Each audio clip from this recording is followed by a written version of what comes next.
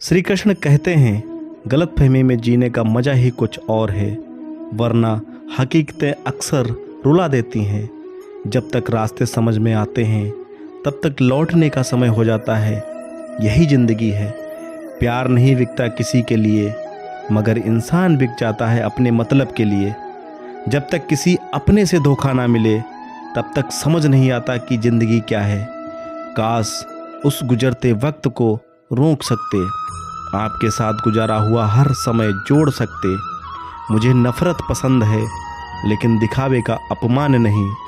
शीशा कमज़ोर बहुत होता है मगर सच दिखाने से कभी घबराता नहीं है। श्री कृष्ण कहते हैं, अपराध वो भावना है जिसके कारण संसार में सदा दुख ही व्याप्त रहता है। हम सब अपराधियों से घृणा करते हैं, उन्हें कोसते हैं, परंतु क्या कभी विचार आया है कि कोई जन्म से अपराधी नहीं होता है? तो ऐसा क्या कारण है कि कोई इतना बुरा बन सकता है कि वो बुराई की सीमा ही पार कर जाए? कारण है कामना। यदि कामना पर नियंत्रण न रखा जाए, यदि कामना को पूर्ण करने के लिए परिश्रम न किया जाए, तो वह तृष्णा में बदल जाती है, और तृष्णा लालच में, और लालच छल में, और छल करते ही मनुष्य अपराध की ओर अपना पग बढ़ा लेता है। इसलिए यह अत्यंत आवश्यक है कि मन की कामनाओं पर नियंत्रण रहे। यदि मन पर नियंत्रण रहेगा तो अपराध पर स्वयं ही नियंत्रण हो जाएगा। हम सब का मन करता है कि हम जीवन में ऐसे शिखर पर पहुँचें जहाँ हमसे ऊपर कोई ना हो, जहाँ हमें कुछ करने की आवश्यकता ना पड़े। कुछ लोग इस शिखर पर पहुँच भी जाते हैं, परंतु उनका मन सदा विचलित रहता है। बड़ी अजीब बात है ना कि जिस ऐसो आराम पाने के लिए हम इतनी मेहनत करते हैं, इतना परिश्रम करते हैं, वो हमें मिलता ही नहीं। कारण स्वयं सोचिए। जंगल का राजा होने के पश्चात भी शेर को शिकार करने के लिए परिश्रम करना क्यों पड़ता है? क्योंकि राजा होने का अर्थ ये नहीं कि वह सदा सोता रहे और हिरन स्वयं उसके समक्ष आकर कहे, आइए महाराज, मुझे खाकर अपनी भूख मिटाइए। तो ये समझ लीजिए, कार्य आपके परिश्रम से संपन्न होते हैं, केवल कामना से नहीं। यदि आप नीचे हैं तो सदा स्मरण रखिए कि आपका परिश्रम ही आपको ऊंचाइयों तक ले जाएगा, और यदि आप ऊंचाई पर हैं तो वहाँ पर भी रहने के लिए आपको निरंतर परिश्रम करते रहना होगा। अर्थात परिश्रम से मुक्ति नहीं है, क्योंकि परिश्रम ही जीवन है। भगवान श्री कृष्ण कहते हैं, डरो मत, ईश्वर सदा तुम्हारी साथ है। जब कभी हमारे मन में डर पैदा होता है तो हम विचलित हो जाते हैं और कई सवाल मन में उथल पुथल मचाने लगते हैं कि अब क्या होगा, कैसे होगा, क्या हम हार जाएंगे, या फिर कहीं यह अंत तो नहीं। हमें अपने आसपास वो सभी चीज़ें दिखाई देने लगती हैं जो वास्तव में होती ही नहीं हैं। हमारे मन की कल्पना ही हमारे मन के डर को जन्म देती है, और ये डर हमारे वर्तमान और भविष्य को नष्ट कर देता है।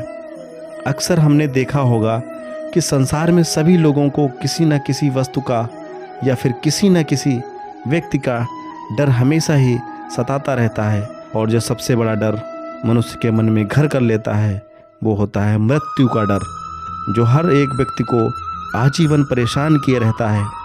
भगवान श्री कृष्ण कहते हैं कि हम अपने जीवन काल में बहुत से कर्म करते हैं, लेकिन जो कर्म हम पहले से करते आ रहे हैं, अगर उससे कुछ अलग करना चाहते हैं तो हमें हमारी हार का या फिर असफल होने का हमें डर सताता है, और हम बिना परिणाम जाने ही अपने मन में ये सोच लेते हैं कि कुछ ना कुछ ज़रूर बुरा हो जाएगा, और यही भाव हमें डर की स्थिति में पहुंचा देता है। और श्री कृष्ण के अनुसार यही डर हमें अज्ञानता की ओर ले जाता है। वास्तव में अज्ञानता का पहला चरण है भय। भय जो श्रेष्ठ और महान से महान व्यक्ति के विवेक को हर लेता है। जरा स्वयं ये विचार कीजिए कि आपको कोई तैराकी के लिए कह दे, लेकिन आज से पहले कभी आपने तैराकी नहीं की है, तो आप तैराकी सीखने से पहले ही यदि अपने मन में ये डर बैठा लेते हैं कि कहीं आप डूब ना जाएं या फिर आपके साथ कोई अनहोनी ना हो जाए, तो आजीवन आप तैराकी सीख नहीं पाएंगे, अज्ञान रह जाएंगे। फिर चाहे आपके पास ब्रह्मांड का सबसे उत्तम गुरु ही क्यों ना हो। श्री कृष्ण कहते हैं कि इस डर को पीछे छोड़कर सफलता के मार्ग पर बढ़ना जरूरी है। यदि हमें अपने डर से पीछा छुड़ाना है तो हमें अपनी आरामदायक स्थिति को त्यागना होगा। जब तक हमारा मन स्वयं को कष्ट देने से डरता है तब तक हमें कुछ भी नया करने से पहले ये हार जाने का या फिर अनहोनी होने का भय सताता है। इसलिए यदि हम डर को जीतना चाहते हैं तो हमें डर का सामना खुद ही करना होगा और अपने हृदय को कठोर बनाना होगा। तब जाकर हम इस डर की परिस्थिति से बाहर आ पाएंगे। श्री कृष्ण कहते हैं, अगर हमें अपने डर पर विजय प्राप्त करनी है तो हम परिणाम की चिंता नहीं करते हैं। कर्म करते जाओ, फल की चिंता मत करो। समय आने पर फल आपको अपने आप ही मिल जाएगा। और यदि हम फल की चिंता किए बिना स्वतंत्र रूप से कर्म करते हैं तो निश्चित ही परिणाम में कर्म फल मिलता है। श्री कृष्ण कहते हैं, जब से यह सृष्टि बनी है नदी की धारा और चट्टान के मध्य सदा संघर्ष रहा है, परंतु हर बार चट्टान की कठोरता को हारना पड़ता है और नदी की धार कोमल होते हुए भी कठोर चट्टान को काट देती है।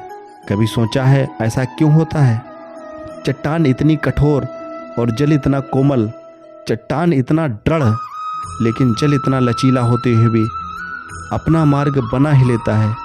कारण केवल एक ही है और वो है लगातार चलने की क्षमता। जल निरंतर बढ़ता रहता है, चट्टान अडिग रहती है। इसी कारण जल चट्टान को काटकर मार्ग बना लेता है। इसलिए अपने जीवन में सदैव चलते रहिए, रुकिए मत। चट्टान जैसी हर समस्या को आप भी जल की तरह काट सकते हैं। इस वीडियो में बस इतना ही। मिलते हैं नेक्स्ट वीडियो में। जय श्री कृष्ण।